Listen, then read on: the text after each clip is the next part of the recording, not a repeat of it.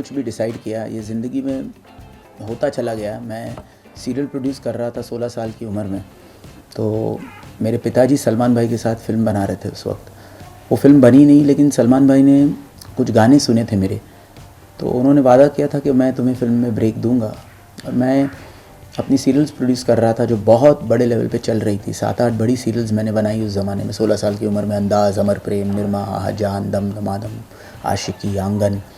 तो उसके बाद यूँ हुआ कि सलमान भाई ने मुझे म्यूज़िक के लिए प्यार किया तो डरना क्या में ब्रेक दिया, और वो जो गाना हिट हुआ उसके बाद वो सिलसिला शुरू हुआ। तो मैं बहुत आभारी हूँ सलमान भाई का, खान परिवार का, कि वो ब्रेक हुआ। और उसके बाद म्यूज़िक की मेरी जर्नी जो शुरू हुई, वरना शायद मैं इतना स्ट्रगल करने जाता नहीं, क्योंकि as a serial producer establish हो चुका था। तो प्यार किया तो डरना क्या से लेकर फिर आज 650 हिट गाने हो गए, 120 फिल्में हो गई। ये 100वीं फिल्म टी सीरीज़ के साथ है, 10वीं फिल्म एज एन एक्टर हुई है। तो बहुत कई जो जितने भी ज़िंदगी के पड़ाव थे, पहले गाना एज अ कंपोज़र, पहला गाना आशिक बना एज अ सिंगर, और आपका सुरूर मूवी या एल्बम आपका सुरूर या रियलिटी शो, सारे पहले जो पड़ाव थे वो सब हिट रहे। तो आगे और बहुत काम मिला, और वो काम को निभाने के लिए जितना हो सके कड़ी मेहनत कोशिश की, और वो ऊपर वाले ने आशीर्वाद दिया और वो सब चीज़ें चली। तो ये जितनी भी चीज़ें हुई वो कहीं ना कहीं सोच कर नहीं हुई, बल्कि एक ऊपर वाले का करिश्मा, आप लोगों का प्यार, लोगों की दुआएं, माँ बाप का आशीर्वाद कहीं ना कहीं लगा, जिसकी वजह से ये सब होता चला गया। और पिछली फिल्म एक्सपोजे की कामयाबी के बाद उसमें काफ़ी क्रिटिक्स का बहुत अच्छा साथ रहा, कमर्शियली चली। तो तेरा सुरूर में और मेहनत करने के लिए किरदार में बिल्कुल रघु के किरदार में जो अपनी गर्लफ्रेंड तारा को डबलिन बचाने जाता है और उसको निकालता है वहाँ डबलिन प्रिजन से एक एस्केप प्लान के ज़रिए, जो नसीरुद्दीन शाह जी, रॉबिन धर्मराज सैंटिनो जी एक डिवाइस करते हैं। और उसके लिए ये कुछ एक्शन है, सस्पेंस थ्रिलर है, और एक edge of the seat thriller है कि आप गैस करते रह जाओगे कि अनिरुद्ध ब्राह्मण कौन है जिसने तारा को फंसाया। शेखर कपूर जी हैं, कबीर बेदी जी हैं। तो larger than life, beautiful visuals, beautiful music and अच्छे परफॉर्मेंसेस हैं। तो उस कैरेक्टर में रघु के लिए एक शेप में आना ज़रूरी था। तो उसके लिए अगेन बहुत मेहनत की, जिमिंग की, वर्कआउट किया। 8:30-9 बजे के बाद खाना बंद कर दिया बिल्कुल। सो एक अपनी तरफ से जितना हो सके मेहनत की है, and we tried to made a product and we are very happy with the film. Now we are waiting for people to react on the 11th of March। मुझे सेम टाइम अगर लोगों की बात करें, जैसे आपने सिक्स ट्रैक बनाया, इतने सारे म्यूजिक आपने ऑलरेडी हिट दे चुका है, तो ये जो six track app banana, do you think सबसे बेस्ट? नहीं, सबसे वैसे वो तो देखिए मेरे लिए ये था कि जो भी करें वो दिल से करें, मोटिवेटेड रहें। और जैसे म्यूज़िक में हिट के बाद दूसरा हिट बनाने के लिए बहुत सारे और गाने बनाने पड़ते हैं, फिर सैम्पलिंग करते हैं, फिर जो सबको पसंद आता है वही रिकॉर्ड करते हैं। कोई पर्सनल ईगो के हिसाब से काम नहीं करते। उसी तरह से इस किरदार में लीन लुक, एक्शन के लिए सिक्स पैक होना उसके ज़रूरी थे। तो एक कैरेक्टर का लुक होता है जो बहुत ज़रूरी होता है। तो वो एज एन एक्टर मैंने एक्सपोजे से सीखा कि किरदार में बिल्कुल रवि कुमार के लिए मैंने 20 किलो वज़न लूज़ किया, वर्कशॉप्स किए। और उसमें कई चीज़ों में जो लार्जर देन लाइफ 60s का एक एरा था, तो वो कैरेक्टर में जब किया तो काफ़ी अप्रिसिएशन मिली उसकी वजह से। और उससे इंस्पायर्ड हो के रघु में जो कैरेक्टर मुझे करना था उसके लिए ये लुक ज़रूरी था। तो वो एक कैरेक्टर की डिमांड है जिसकी वजह से किया है। बल्कि चैलेंजिंग था, नेचुरली करना बहुत चैलेंजिंग था कि 1 साल में किया, वरना 6 महीने में भी हो सकता था अगर सप्लीमेंट्स लेता। तो ये चीज़ नेचुरली करने में थोड़ा वक्त लगता है, बिकॉज परहेज़ बहुत ज़्यादा होता है उसमें। सेम टाइम अगर हम मौसम की बात करें, यहाँ पे 2 मास्टर हैं, एक शेखर कपूर है, नसीर साहब है, कबीर बेदी है। एज एन एक्टर 10वीं फिल्म में क्या कुछ सीख पाए उनसे एज एन एक्टर? देखिए बहुत आभारी हूँ नसीर साहब का, शेखर कपूर जी का, कबीर बेदी जी का, कि उन्होंने हाँ कहा ये फिल्म में काम करने के लिए। और ये जो कैरेक्टर्स हैं वो इतने लार्जर देन लाइफ हैं कि उसके लिए इतने दिग्गज एक्टर्स की ही ज़रूरत थी। और उनसे नज़र नहीं हटती जब आप उनके साथ परफॉर्म करते हैं, तो वो इतने डिटेल्ड में कैरेक्टर में घुस के काम करते हैं, तो बहुत सीखने को मिलता है। और मैं बहुत ही इंस्पायर्ड हूँ और बहुत इनके आभारी हूँ कि उन्होंने ये रोल किया, बिकॉज़ ये जो किरदार है उनको स्क्रीन प्ले वाइज वक्त देना बहुत मुश्किल था इस्टेब्लिश करने के लिए एक कैरेक्टर को, तो न्यू कमर तो कर ही नहीं सकता था बिकॉज उनके जो स्क्रीन प्ले है बहुत फास्ट पेस्ड है और बहुत चीज़ें वो कर रहे हैं फिल्म में, तो उनके कैरेक्टर को इस्टेब्लिश करने के लिए अगर कोई न्यू कमर होता तो 15 मिनट के सीन अलग और लिखे जाते, वो था नहीं हमारे पास। तो बिकॉज पिक्चर एक फास्ट पेस थ्रिलर है तो नसीर साहब की कहानी और आगे बढ़ती जा रही है जिस तरह से वो प्लान डिवाइस करते हैं, या शेखर कपूर जी इंडियन एम्बेसडर हैं डबलिन में, तो वो ऐसी पर्सनालिटी जिनको देखते ही लगे कि हाँ ये वो किरदार हैं, वो बहुत ज़रूरी था और दे परफॉर्म सो एफर्टलेसली। तो वो सीखा कि इतने एफर्ट किए बिना परफॉर्म करना वो बहुत बड़ी कला है और कैरेक्टर में बिल्कुल घुस के। तो हमने थोड़ी बहुत कोशिश की, मैंने ट्राई किया, my journey is just begun and एक प्रोडक्ट ऐसा बनाने की कोशिश की है कि आप सबको प्रोडक्ट लेवल पर भी पसंद आए, क्योंकि इकोनॉमिकली हमारे म्यूज़िक बहुत अच्छा हो गया और जिस तरह से हमने रिकवरीज की हैं तो we are very safe in terms of our production designing and economics viabilities of the film.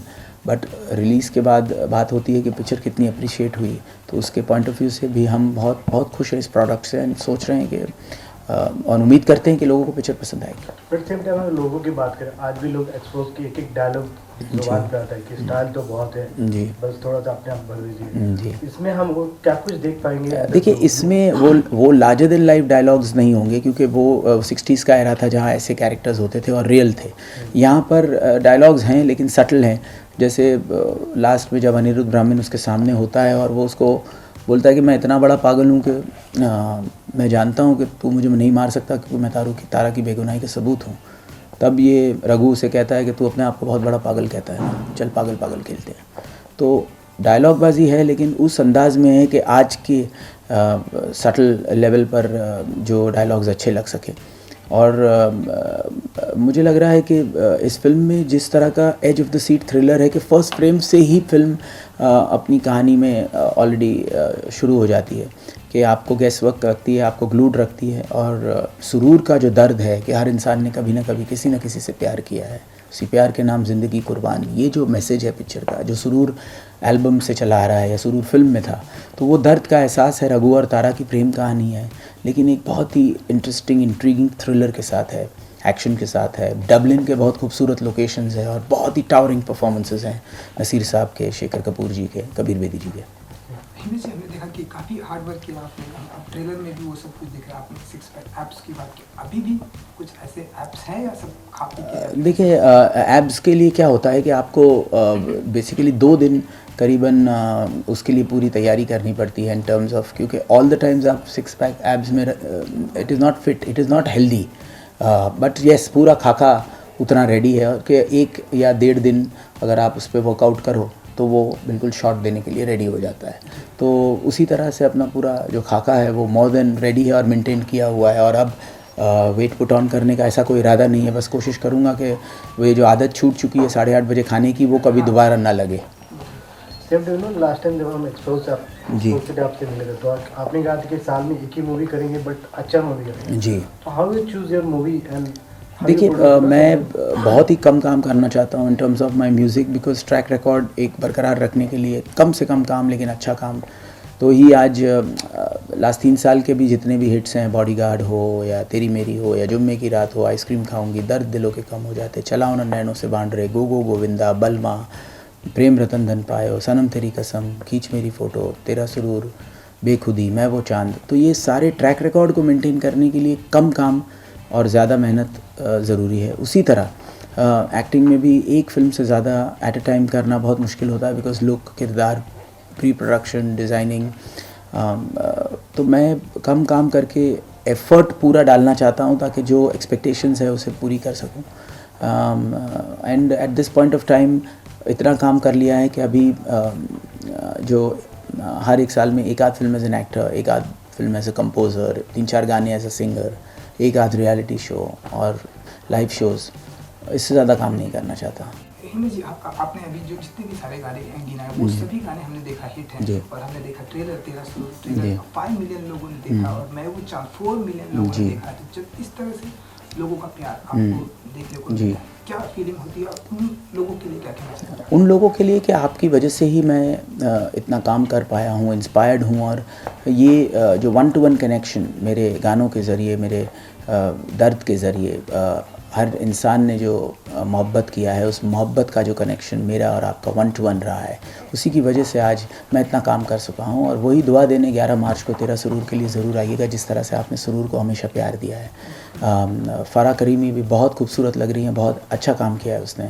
और आपको एक बहुत ही एंटरटेनिंग फ़िल्म मिलेगी 11 मार्च को, जो 2 घंटे में आपको बहुत बहुत ज़बरदस्त thrill, action, drama, passion, romance and entertain करेगी। अहमद जी, डिफ़िकल्ट क्या होता है आपके लिए जब आप एक्टिंग भी करते हैं, गाने भी गाते हैं, म्यूजिक कंपोज भी करते हैं, तो इसमें कुछ ऐसे भी पार्ट हैं जो आपको टफ लगता है? हर चीज़ टफ़ लगती है, क्योंकि जब गाने सुपर हिट हो जाते हैं तो नए गाने उससे ऊपर बनाने के लिए टफ़ लगता है, या अपने कंफर्ट जोन से बाहर निकल के जो परफॉर्म करना पड़ता है तो टफ़ लगता है।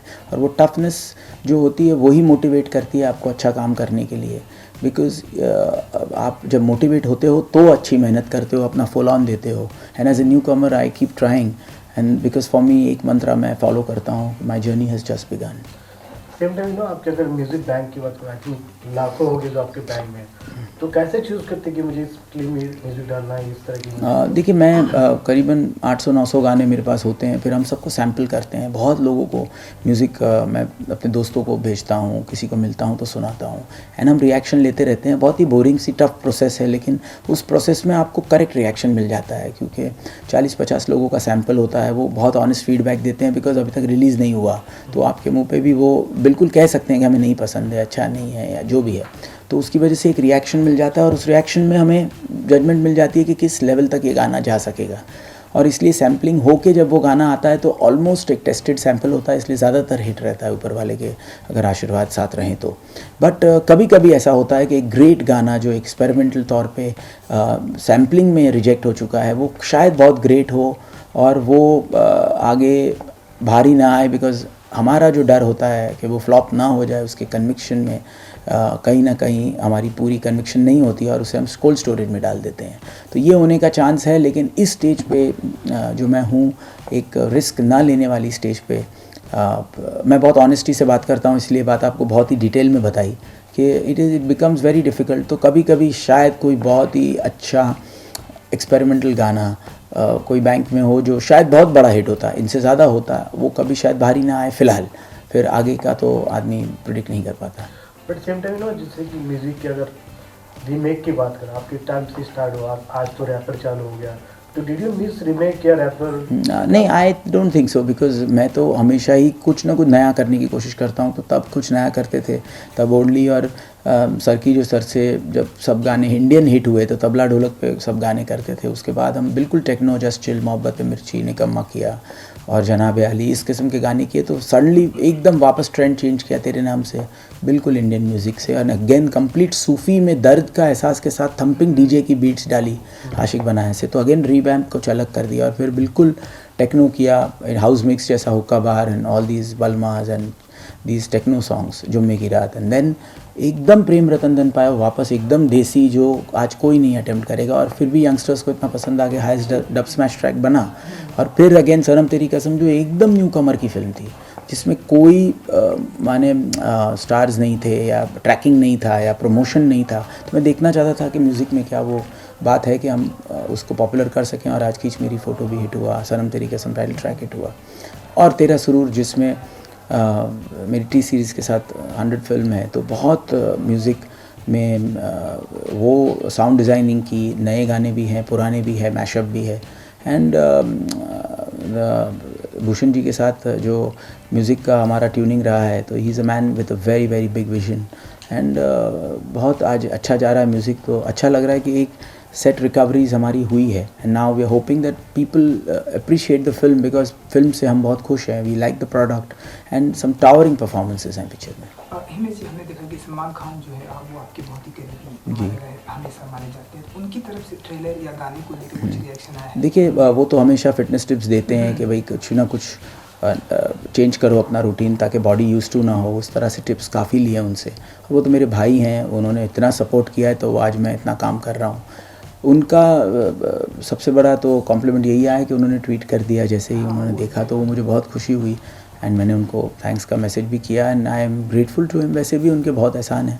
तो कुछ लोगों का बहुत ज़्यादा सपोर्ट रहा है मेरी ज़िंदगी में। सलमान भाई का तो ये मेंटर हैं, उन्होंने ब्रेक दिया। मेरे पिताजी जिन्होंने मुझे ये तालीम दी म्यूज़िक की, भूषण जी जिनके साथ 100 फिल्में की। तो बहुत सारे लोगों का सपोर्ट है, आप मीडिया वालों का जिन्होंने इतना मुझे प्यार दिया, लोगों का जितना इतना प्यार दिया। तो वो चीज़ के बाद मैं एक्चुअली ज़्यादा कुछ मांग नहीं सकता हूँ। यही कह सकता हूँ कि बस आप दुआ कीजिए, मैं आप लोगों की दुआ करूँगा and we try to work hard और मेहनत करेंगे। हिमेश जी, अगर हम सॉन्ग की बात करें, आपकी इतने सारी हिट सॉन्ग है, अभी सिंगल ट्रैक के ज़माना है डिजिटली, कोई ऐसा सॉन्ग है जो हिट होने के बाद आप उससे खुद एक्टिंग करो ऐसे पर्टिकुलर? देखिए अभी तो सिंगल्स का टाइम है, तो बहुत एक्सपेरिमेंटेशन शुरू हुआ है। तो अभी डिज़ाइन करेंगे, क्योंकि बहुत ज़्यादा काम मैं नहीं कर रहा हूँ, लेकिन हाँ कुछ ना कुछ करने का इरादा है अभी सिंगल्स की दुनिया में भी, तो वो मैं करूँगा। हिमेश जी, जैसा कि मैंने जब भी आपसे बात की, आप बहुत ही फैक्ट बातें करते हैं और जो दिल में आपको होता है वही बातें करते हैं। ट्रेलर में मैंने देखा है काफ़ी रोमांटिक अंदाज में। जी जी। रियल लाइफ में भी कितने रोमांटिक? देखिए रियल लाइफ में इंटेंसिटी तो मेरे अंदर है, लेकिन मैं इतना ज़्यादा इंटेंस नहीं हूँ, सीरियस नहीं हूँ जितना कि लोग समझते हैं। लेकिन कुछ ऐसे संजोग में ही मेरी पिक्चरें आई हैं जहाँ पे वो इंटेंसिटी रहती है, और सुरूर मोल्ड में तो डेफिनेटली इंटेंसिटी ही बहुत बड़ा काम करती है। बट आगे चलकर एक अच्छी कॉमेडी वो भी करूँगा एंड लाइट हार्टेड रोल्स भी करने की पूरी कोशिश करूँगा। हिमेश जी, और एक आखिरी सवाल जानना चाहिए, जिस सुबह फिल्म रिलीज होने की होती है, उस रात को क्या फीलिंग होती है आपकी? देखिए हम तो दुआ मांगते हैं रात को ऊपर वाले से, क्योंकि फाइनली आपने कितनी भी मेहनत की है उसे सफल करना ना करना ऊपर वाले के हाथ में। और बस मैं ऑफ कोर्स जैसे एक आम आदमी एंग्शियस होगा एग्ज़ाम देने के बाद कि रिज़ल्ट क्या होगा, वही हमारा हाल होता है कि भाई क्या रिज़ल्ट आएगा, उसके लिए हम बेताब होते हैं जानने के लिए, और दुआ करते हैं कि बस रिज़ल्ट अच्छा होगा। और क्या मुझे लास्टली अगर मेरे साइड से, बिकॉज आपके गाने से म्यूजिक से बहुत लोग डांस करते थे, क्या हम आपको डांस करते इसमें देख पाएंगे? देखिए मैं तो अभी तो बहुत ही बुरा डांसर हूँ, तो अभी तो नहीं, लेकिन डेफिनेटली मैं आगे चलकर उसके लिए भी मेहनत करूँगा, और एक दिन इंशाल्लाह वो भी मेहनत करके दिखाएंगे। Thank you. हिमेश जी, वो कोई एक गाना हो, या फिर मैं वो चांद, या फिर आप बेखुदी मेरे दिल पे ऐसी छाई, तू मुझ में समाई, बन गई मेरी खुदाई बेलिया।